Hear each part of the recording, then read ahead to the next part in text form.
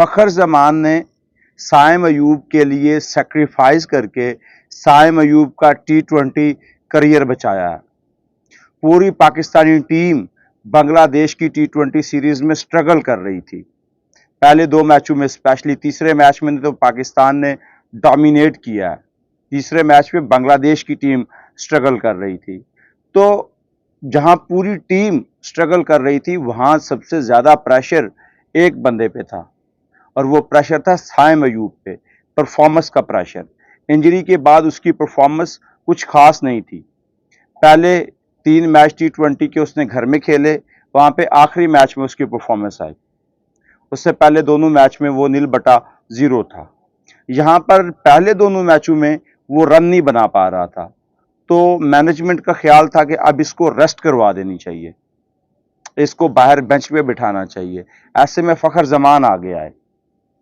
कहते हैं ना, घर में कोई ऐसा वड्डा वडेरा होना चाहिए जो आपके दुख सुख में आपके साथ खड़ा हो। वो जैसे हमारी माएँ कहती हैं ना कि असी ते हंडा वरता लिया, हुण तुहाडी वारी है। जो कुछ भी बचा रहे हैं या जो कुछ भी बचा है, ये सारा कुछ तुहाडे वास्ते। तो फ़खर ज़मान ने कहा, मैंने तो अपने हिस्से की क्रिकेट खेल ली है, आप साइम अयूब को ड्रॉप ना करें। आप मुझे ड्रॉप कर दें, मैं बाहर बैठने को तैयार हूं, मगर आप साइम अयूब को प्लेइंग 11 में रखें। एक बार ये दबाव से बाहर निकल आया तो आपकी T20 टीम को ये 4 चांद लगा देगा। फ़खर ज़मान ये कोई पहली बार नहीं कर रहे। बड़े दिल का, बड़े गुर्दे का आदमी वही होता है जिसके सामने छोटा आदमी खुद को छोटा महसूस ना करे, जो अपने हर एक्ट से साबित करे, हाँ यार मैं वाकई वड्डा बंदा, लेकिन मैं दसदा नहीं। तो फ़खर ज़मान वो बंदा है, हमेशा दूसरों के लिए सैक्रिफाइस करने वाला, हमेशा टीम को प्रेफर करने वाला। टीम अगर फ़खर ज़मान से डिमांड करे कि आप 6 नंबर पे जाके खेलो, तो वो 6 नंबर पे भी खेल लेता है।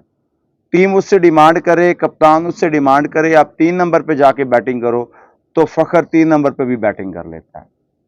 यहाँ तो हमारे प्लेयर, इवन के जो एक्स प्लेयर हैं, वो इमरान खान को जाके शिकायत लगाते थे कि मुझे मेरे नंबर पर बैटिंग नहीं दी जा रही, तो मैं परफॉर्म कैसे करूं। वहां पे तो फ़खर कह रहे हैं कि भाई जो टीम की डिमांड है मैं उसके हिसाब से खेलूंगा। फ़खर ज़मान वन डाउन भी खेले हैं, ओपनर भी खेले हैं, तीसरे नंबर पे भी खेले हैं, इवन के 6 नंबर पे भी फ़खर ज़मान ने बैटिंग की है। अब साइम अयूब के लिए यहाँ पे सबक क्या है कि यार, एक बंदे ने मुझे मौका दिया, मैंने 15 गेंदों पे 21 रन बनाए, थोड़ा सा दबाव कम हुआ। जब एक एंड से रन बनते हैं तो दूसरे एंड से दबाव डेफिनेटली कम होता है, और वो दबाव कम होता हुआ नजर आया जब साहबजादा फरहान ने हार्ड हिटिंग की। अब जब तीसरा ओपनर आपकी टीम में बैठा हुआ है, तो डेफिनेटली आपके ऊपर इतना प्रेशर है कि आपको परफॉर्म करके देना पड़ेगा। और जो एक और चीज जो है ना, वो मैं ऐड करना चाहता हूं, वो ये है कि अब जिस तरह की बाबर आजम हिटिंग कर रहे हैं, अपनी हार्ड हिटिंग कर रहे हैं, प्रैक्टिस पे जोर दे रहे हैं, मॉडर्न डे की T20 क्रिकेट वो खेलने की कोशिश कर रहे हैं, तो डेफिनेटली वो जब टीम में वापस आएंगे तो एज ए ओपनर ही आएंगे, इसका वो अंदिया दे चुके हैं माइक हैसन।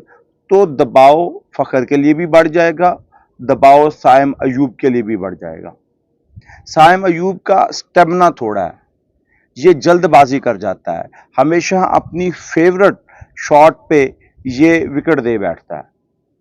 पहली 28 इनिंग में इसकी कोई कारकर्दगी नहीं है, मगर इसको प्रॉपर मौके दिए गए। अब मगर शायद इसके लिए इतना वक्त या इतना मौका ना बने। अब पाकिस्तान ने वेस्ट इंडीज में जाना है, वेस्ट इंडीज के बाद हमने एक शायद ट्राई नेशन सीरीज खेलनी है, फिर उसके बाद एशिया कप है, तो अब थोड़ा बिजी शेड्यूल है।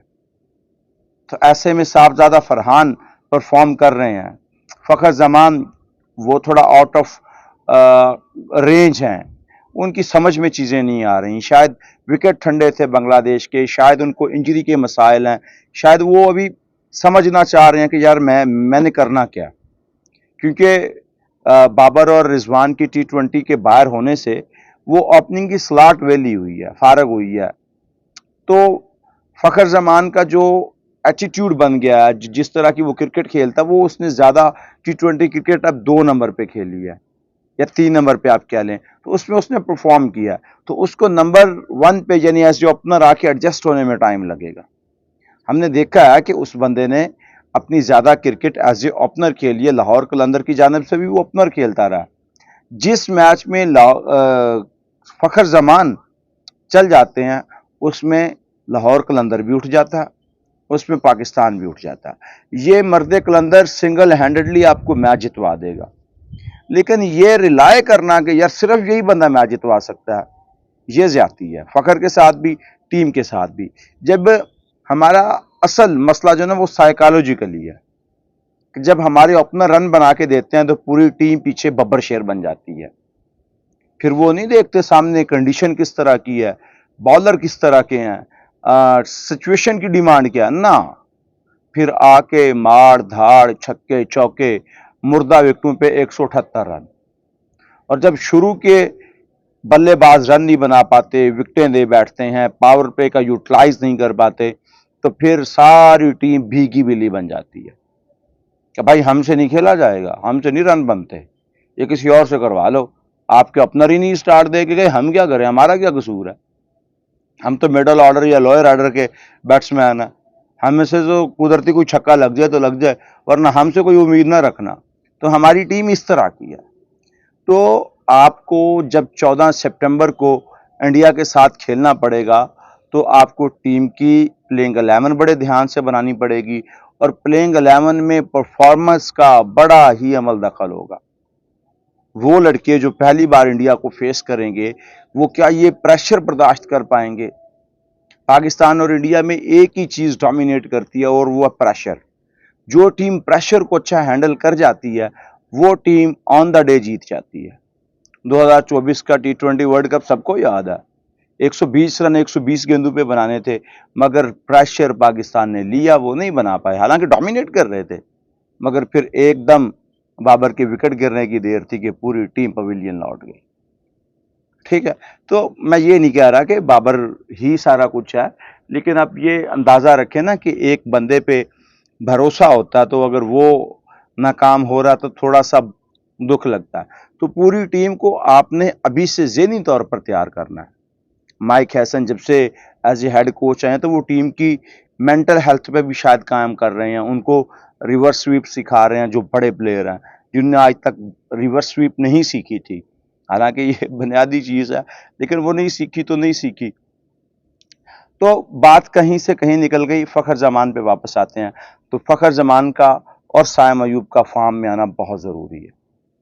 और यहाँ पे एक और बंदे पे भी तलवार लटक रही है और वो बंदा है मोहम्मद हारिस। तीनों मैचों में बांग्लादेश की सीरीज में वो नाकाम रहा, ठंडी विकेटों पे फंसा। और इस तरह की ठंडी विकेटें अगर दुबई में बन गई तो भाई फिर तो पाकिस्तान घोड़े लग जाएगा। ऐसे में उस पर भी दबाव है क्योंकि साहबजादा फरहान विकेट कीपर भी है और इस वक्त अच्छी ले में भी है। देखते हैं कि भाई लोग अब क्या करते हैं कि फ़खर जमान का दिया हुआ चांस साइम अयूब कितना कैप्चर कर पाता है।